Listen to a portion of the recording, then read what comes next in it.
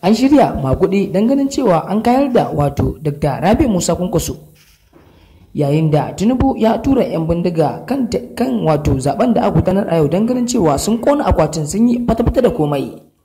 Yayin da mana cikakken rahoton nan a cikin wani shirin namu mai albarka mai suna Hausawa Kano TV.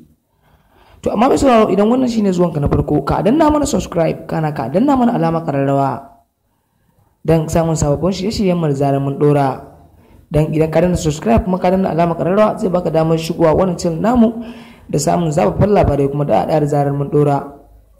To mai sauraro, kowa dai ya san cewa tsakanin APC da NNPP akwai wato dabi a ƙasa, yayin da Tinubu yake kokarin cewa sai ya kai wato wannan dan neman takarar shugaban ƙasa wato Dr. Rabi Musa Kwankwaso ƙasa, dangane cewa shi ya cinye wannan kujera ta wato shugaban ƙasa, yayin da su kuma mutane sun farga da ganin cewa waccan jam'iyya ta APC tare da tana ba su wahala fa, yayin da shiga takwas kai suna ɗaukar kaya.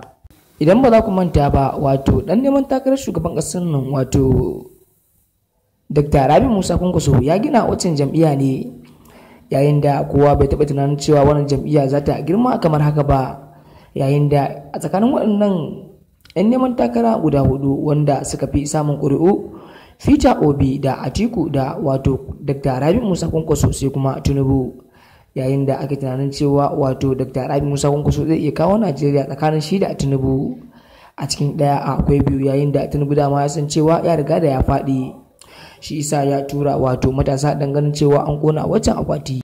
To mai sauraro, kun ji dai abin da yake faruwa tsakanin waɗannan jam'iyyu guda biyu, APC da kuma NNPP.